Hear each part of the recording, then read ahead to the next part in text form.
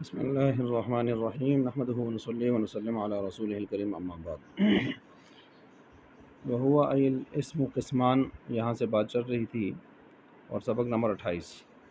تو یہاں پر مصنف رحمۃ اللہ علیہ نے یہ جو الاسم قسمان یہ لایا ہے، تو یہ کچھ سوالوں کے جواب دیے ہیں۔ ایک سوال تو یہ ہو رہا ہے کہ ہوا ضمیر مبتدا ہے، معرب اور مبنی آپ نے اس کی خبریں بنائی ہیں، تو ان کا خبر بننا یہاں پر صحیح نہیں ہے، اس لیے کہ خبر جو ہوتی ہے وہ مبتدا کے اوپر محمول ہوتی ہے، اور مبتدا یہاں پر عام ہے، یعنی الاسم وہ عام ہے، اور خبر معرب اور مبنی یہ دونوں خاص ہیں۔ ٹھیک ہے، معرب وہی ہوں گے، جو معرب ہوں گے وہ الگ سے ہوں گے، اور مبنی ہوں گے الگ سے ہوں گے۔ تو معرب کے افراد مبنی میں نہیں ہوں گے، مبنی کے افراد معرب میں نہیں ہوں گے، تو یہ دونوں الگ الگ سے اپنے افراد کو لے کر خاص ہوئے ہیں۔ لیکن اسم ان دونوں کے اوپر بولا جا رہا ہے، اور وہ اسم کیا ہے؟ مبتدا ہے، اور وہ عام ہے کہ اس میں دونوں کو لایا جا رہا ہے۔ تو اب یہاں پر خاص کا حمل عام پر ہو رہا ہے، یہ ٹھیک نہیں ہے۔ جیسے الحیوان انسان، حیوان کیا ہے؟ انسان ہے، تو یہ ہے انسان خاص ہے، اس کا حمل حیوان عام کے اوپر، یہ ٹھیک نہیں ہے۔ تو یہاں کیسے ٹھیک ہو گیا؟ اس کی وجہ یہ بھی ہے کہ حمل کا معنی ہوتا ہے صدق الخبری علی جمیع صدق الخبری علی جمیع افراد المبتدا، کہ خبر کا صادق آنا مبتدا کے تمام افراد پر۔ تو اب اس سے تو یہ لازم آئے گا کہ گویا اسم کے تمام افراد پہلے معرب میں، پھر اسم کے وہی تمام افراد وہ مبنی ہیں، تو یہ تو باطل ہے۔ دوسرا سوال یہ پیدا ہوتا ہے کہ یہ مقام تعریف کا تھا تو حصر ہونی چاہیے تھی، تو حصر کے ساتھ دو قسمیں لے آتے، تو جب اور کوئی قسم نہیں ہے، یہ دو بڑی قسمیں ہیں ابتدائی اس اعتبار سے، تو پھر اس کو حصر کے ساتھ لے آتے، تو یوں کہہ دیتے وما ہوا الا معرب و مبنی۔ تو اب اس کا جواب یہاں سے دے رہے ہیں الاسم قسمان سے، کہ بھائی یہ جو یہاں پر معرب اور مبنی مبتدا کی جو آپ نے خبریں بنائی ہیں، یہ ان کا مبتدا یہ نہیں ہے، ان کا مبتدا محذوف ہے۔ یہ اصل میں یوں ہیں، احدہما معرب وثانیہما مبنی۔ احدہما یہ مبتدا ہے، معرب اس کی خبر ہے، وثانیہما مبتدا ہے، مبنی اس کی خبر ہے، تو ان کے مبتدا محذوف ہیں یہاں پر۔ ٹھیک ہے، اور قسمانی لہو قسمانی، لہو خبر مقدم، قسمانی ان کا مبتدا مؤخر، اگرچہ نکرہ ہے لیکن مبتدا مؤخر ہے، تخصیص پیدا ہوگی ہے تقدیم تاخیر کی وجہ سے، یعنی اس کی دو قسمیں ہیں اسم کی، معرب اور مبنی۔ اور دوسرا سوال کا جو جواب یہ بھی ہے کہ یہاں عطف مقدم ہے ربط سے، عطف مقدم ہے ربط سے، یعنی ربط تو صرف ملا کے پیچھے لے جانے کو کہتے ہیں، اور عطف کا مطلب ہوتا ہے جوڑ جاڑ کے پیچھے لے کے جانا اس کو۔ تو عطف کا ربط سے مقدم ہونا یہ خود جو ہے مفید للحصر ہوتا ہے، تو حصر اس کے اندر گویا پائی جا رہی ہے، لہذا مستقلاً حرف نفی یا اور استثناء حرف استثناء الا لانا حصر کے لیے کوئی ضروری نہیں تھا۔ تو اس کا مطلب یہ بھی ہو رہا ہے کہ معرب اور مبنی دونوں عطف کے ذریعے سے یہ گویا مجموعہ خبر بن رہی ہے، تو یہ بھی ٹھیک ہے۔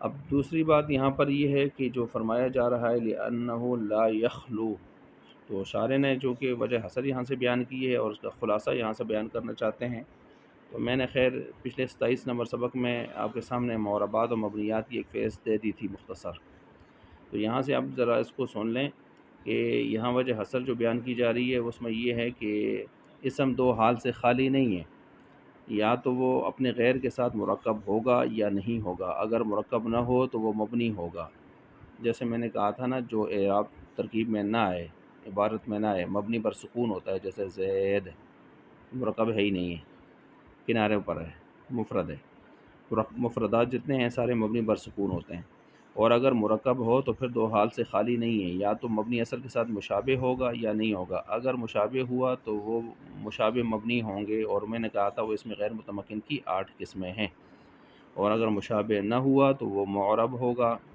ٹھیک ہے، اس کے ساتھ ایک چیز جو آگے چل کے ہم پڑھیں گے، اور میں نے وہیں دہرا دی تھی کہ مرکب ہوا بھی تو ناقص مرکب ہو اور اس کے ساتھ وہ عامل نہ ہو تو اس کو بھی ہم مبنی شمار کر لیتے ہیں۔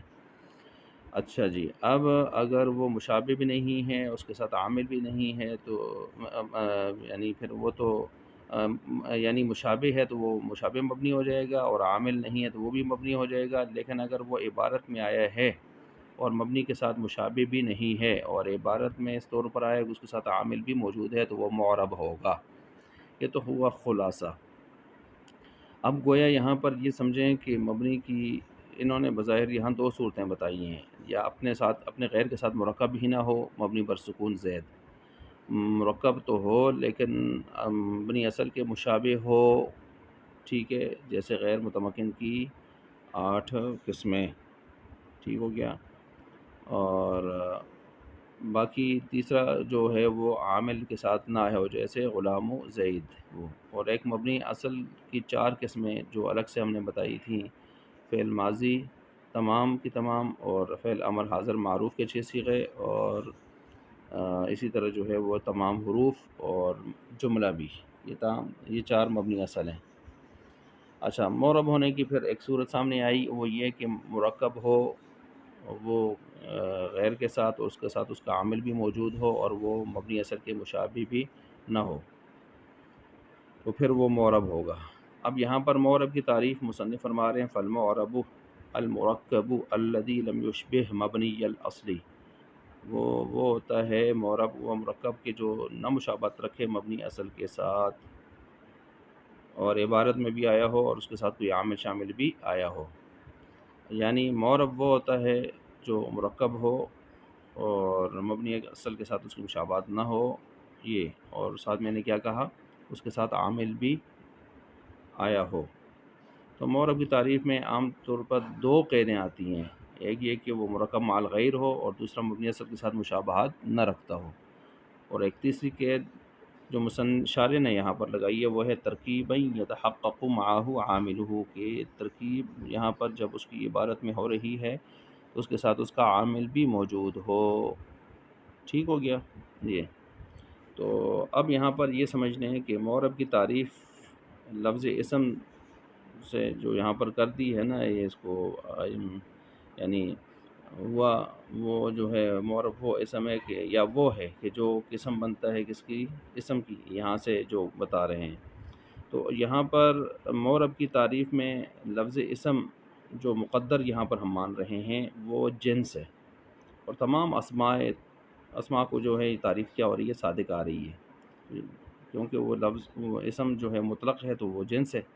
لیکن جب ہم المرکب کہتے ہیں تو اس کی تعریف یہ پہلی فصل ہوگی، اور اس سے وہ اسماء نکل جائیں گے جو بالکل مرکب نہیں ہوتے، جیسے اسماء مفردہ ابھی میں نے کہا زید عمر بکر، یہ مبنی بر سکون ہوتے ہیں. اسماء معدودہ سارے نکل گئے اس سے، الف با تا ثا یہ بھی نکل گئے. اچھا، پھر اسی طرح ایک قید لگائی ہے کہ ترکیبًا یتحقق معہ عاملہ، یہ دوسری فصل ہے، اور اس سے وہ اسماء نکل گئے کہ جو مرکب مع الغیر تو ہوتے ہیں لیکن اس ترکیب میں ان کے ساتھ عامل نہیں ہوتا، جیسے اسماء معدودہ مضافہ کی جن کی اضافت ہوتی ہے لیکن ساتھ ان کے ساتھ پیچھے بڑا جاندار عامل نہیں ہوتا، جیسے غلام و زید. تو ان کو بھی ہم کہہ سکتے ہیں کہ مبنی پر ضمہ ہیں.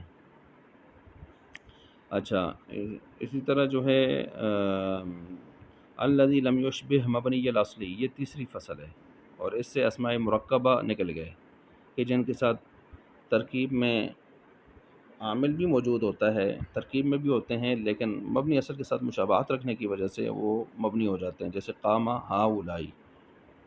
تو اب قام ہؤلاء ترکیب میں ہیں اور ہے بھی مرکب اسنادی ہے، سب کچھ عامل بھی اس کے ساتھ موجود ہے، لیکن کیا کیجئے کہ ہؤلاء کی مشابہت کس کے ساتھ ہے، مبنی اصل کے ساتھ ہے. جیسا حرف اپنے معنی سمجھانے میں محتاج ہوتا ہے غیر کا، تو اس میں اشارہ، ہؤلاء اس میں اشارہ ہے، تو یہ بھی اپنا مفہوم سمجھانے میں مشار لے کا کیا ہوتا ہے، محتاج. تو ظاہر بات ہے جو مبنی کی مشابہت ہوتی ہے وہ احتیاجی ہوتی ہے، معنوی ہوتی ہے، صوری ہوتی ہے، عدد حروف تعداد حروف میں اس کی مشابہت ہوتی ہے. یہ چند قسم کی مشابہتیں ہیں، ان میں سے یہاں پر احتیاجی پائی جا رہی ہے ان کے اندر، جیسے موصولات میں بھی وہ اپنے صلے کا محتاج ہوتے ہیں، ضمیر اپنے مرجع کی کیا ہوتی ہے، محتاج ہوتی ہے. تو یہ اس لحاظ سے اب معرب کی تعریف بھی اور مبنی کی تعریف بھی کیا ہوگی، بالکل واضح ہو گئی. تو یہاں یہ بات بھی یاد رکھیں کہ سب سے پہلی بات جو یہاں پر کہ کہ اس کو یہاں پر ہم نے معرب کو مبنی پر مقدم کیوں کیا ہے یہاں پر.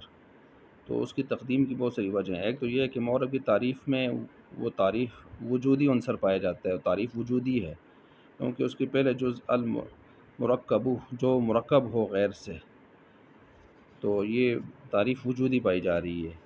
اور مبنی کی تعریف میں عدمی عنصر پایا جا رہا ہے کہ جس کا آخر نہ بدلے. ٹھیک ہے.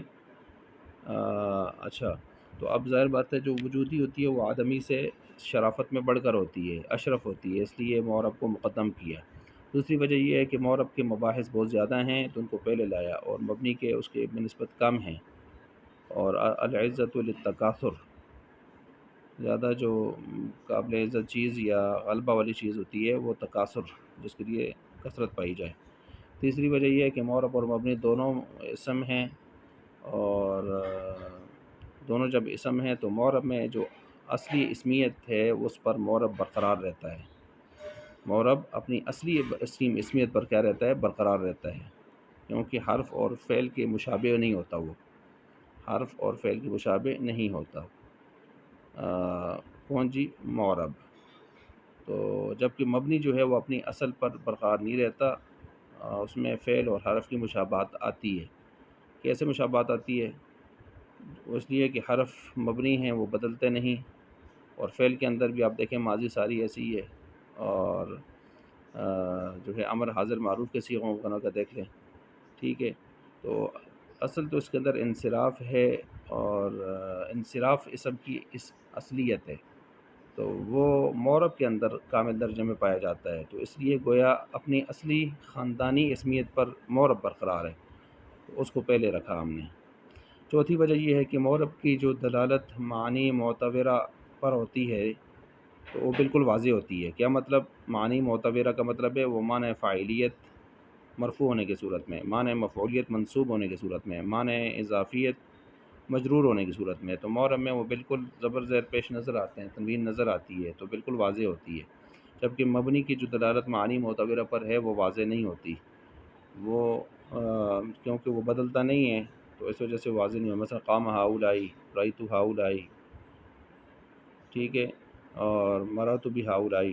اب تینوں صورتوں میں آپ دیکھیں، فاعلیت میں، مفعولیت میں، اضافیت مجروریت میں آپ کو زیر زیر نظر آ رہی ہے، تو واضح نہیں ہوتی. تو جو چیز واضح ہو اس کو شرافت حاصل ہوتی ہے زیادہ، تو وہ اشرف ہوتا ہے، اس وجہ سے اس کو یہاں پر لایا گیا. اب یہاں تک ہم نے اس کی وجہ بتا دی کہ ہم نے معرب کو مبنی کے اوپر مقدم کیوں کیا.